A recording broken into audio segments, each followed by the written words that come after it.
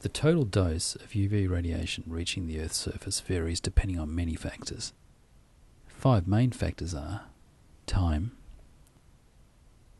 geographical location, atmosphere, cloud cover, and ground reflection. All these factors contribute to terrestrial UV radiation levels, and hence the potential damage to human skin and tissues caused by exposure to UV radiation. The sun's elevation in the sky depends on the time of day and year. UV radiation is composed of photons. The shorter the distance the photons need to travel through the Earth's atmosphere, the more intense UV radiation levels are. In the mornings and the evenings, the sun is lower in the sky and penetrates the atmosphere at an angle so that UV radiation must travel a greater distance through the atmosphere before reaching the Earth's surface, and thus UV radiation levels are lower. In the middle of the day, when the sun is at its peak or zenith, UV radiation penetrates the atmosphere straight on and therefore does not have to travel as long a distance, meaning that UV radiation levels are higher. Both the Earth's elliptical orbit around the Sun and the tilt of the Earth's axis influence the distance between the Earth and the Sun during the year, and, as a result, UV radiation variability. Earth's axis is tilted at approximately 23.5 degrees in relation to its orientation to the Sun. This tilt is responsible for the seasons experienced throughout the year. When one hemisphere is tilted towards the Sun, it will be summer in that region. As light has less distance to travel, UV radiation levels will be higher. When the same hemisphere is tilted away from the Sun, it will be winter, and since that area is further from the Sun, UV radiation levels are reduced substantially. The global latitude of a landmass influences the levels of UV radiation it receives, with UV radiation levels increasing with proximity to the equator. Altitude or elevation of a region, relative to sea level, affects the trajectory and distance that UV radiation needs to travel. The higher the location above sea level, the shorter the distance UV radiation travels, increasing the intensity. In the atmosphere, ozone, water vapour, oxygen, and carbon dioxide all absorb radiation, particularly radiation with wavelengths shorter than 320 nanometers.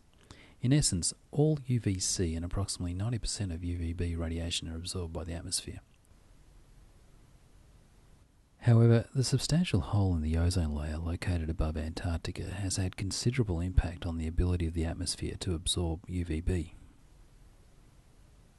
UVB is a significant contributor to the increased incidence of skin cancer and other damage to human tissues observed in populations bordering the ozone hole. One of the most variable factors contributing to terrestrial UV radiation levels is cloud cover. Clouds are made up of water in the form of liquid or ice droplets. As water is a weak absorber of UV radiation, clouds act on UV primarily by scattering radiation. Thick cloud cover or a fully overcast sky scatters UV radiation back into the atmosphere, reducing the dose reaching the Earth's surface. However, scattered or broken clouds may also, at times, enhance the UV radiation levels due to the concentrating effect of reflections from the edges of the clouds. The main factor contributing to the risk of sunburn on a cloudy day is found in clouds which absorb infrared radiation. Infrared radiation is the spectrum of light responsible for the heat carried by the sun, and for which many people incorrectly associate with UV radiation. As a result of the diminished heat sensation, people are given a false sense of security and often change their behaviour on cloudy days, unaware that they are exposing themselves to this potential danger. People tend to spend more time outdoors without protective measures, such as sunscreen, and as a result, the risk of overexposure to UV radiation significantly increases.